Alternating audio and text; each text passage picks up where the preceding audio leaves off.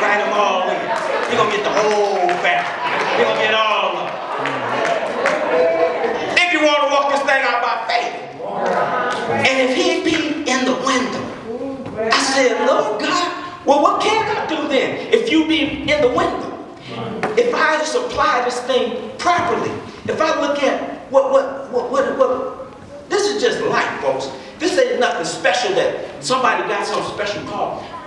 It was just life. Even though Noah built the ark, it was just life. It was life-saving. It was, no, you hear me? Or no, everybody's gone.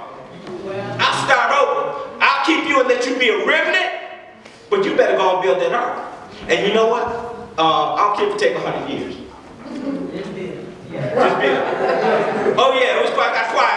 I don't care if it take 100 years. No. You can't go down to the yacht store and buy the yacht. Then you ain't go down and buy the boat. You gonna build the boat. And I'm gonna tell you how many cubits, and you gonna do it just like I said. And it's gonna float. It's gonna be a boat. Something you ain't seen before. But you're gonna see rain like you have never seen before. By faith, Noah being warned of God of things not seen yet, moved with fear, prepared an ark to the saving of his house, by which he condemned the world, and became heir of the righteous, which is by faith.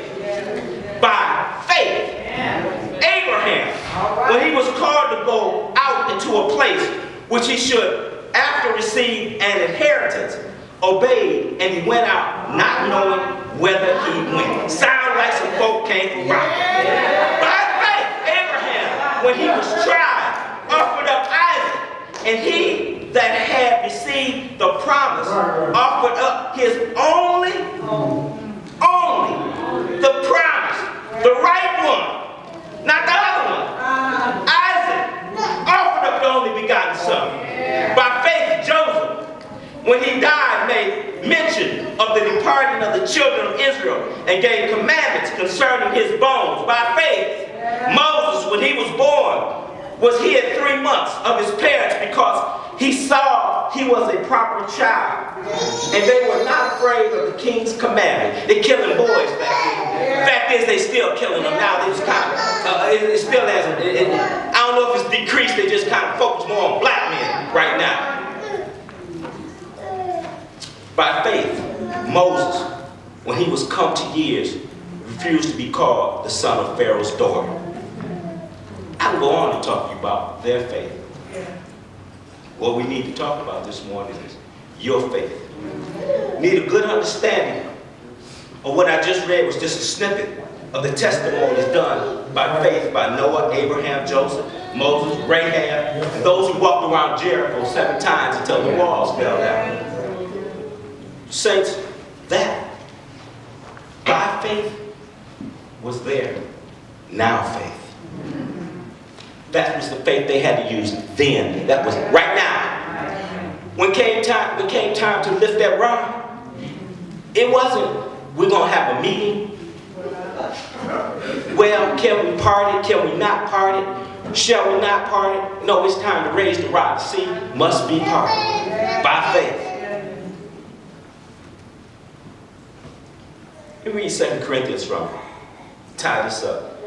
Now thanks be unto God, which always causes us to triumph in Christ, and maketh manifest the savor of his knowledge by us in every place.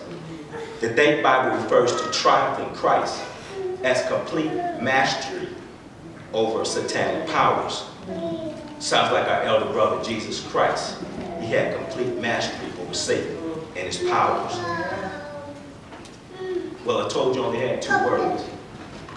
And I want to tell you about now faith and now thanks. Now faith is the movement.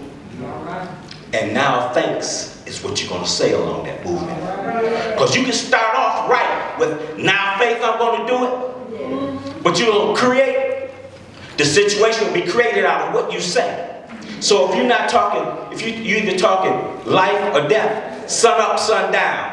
If you change from that, although you took the stance of, I'm going to walk this thing out by faith, and you murmuring, you complaining, you saying other than what he said, you start out. You start out. Those snippets of those testimonies, they started off with now faith and now thanks. Now I've come to the conclusion that it's either now thanks or shut up. It's now thanks or shut up. It's now thanks unto him, being thankful to him. Now thank you, Lord, or I just be going ahead and shut it on down. Shut up. And you know what? Because I told you now, you only need 2 words. You already know it. You just need to apply it. So it's a lifestyle. Get up with now faith. And now while you're walking it out, use now thanks, Lord.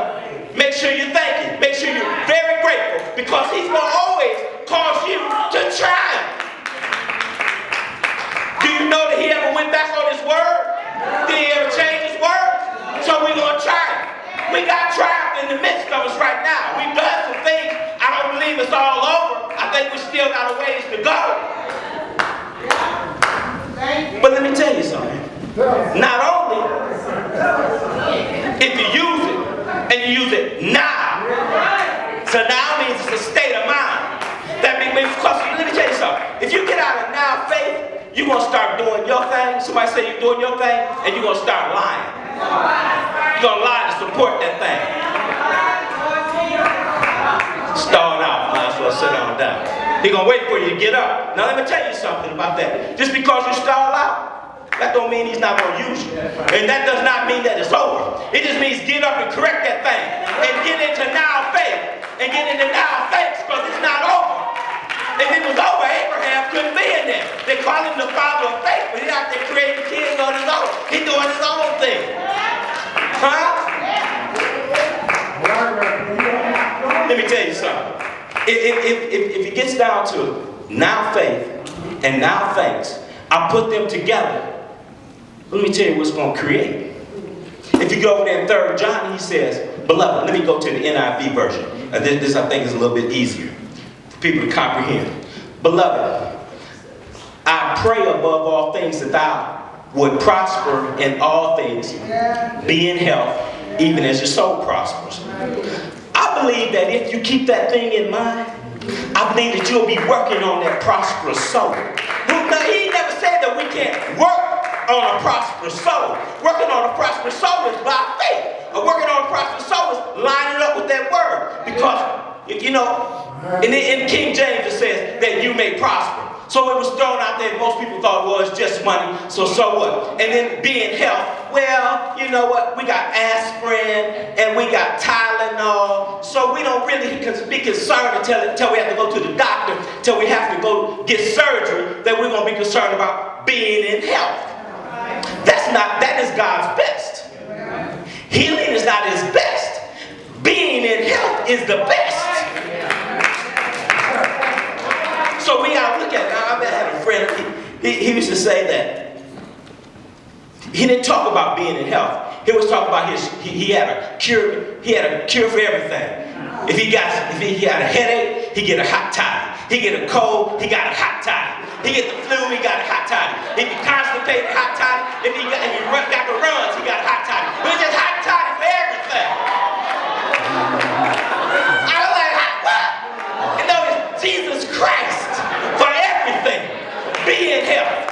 See how things you get up and you just start to set yourself like a flint. He's trying to kill, steal, destroy. He does not want you to prosper in all things.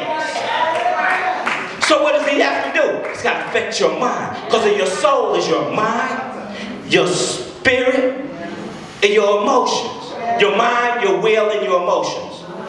So if you don't start off now faith,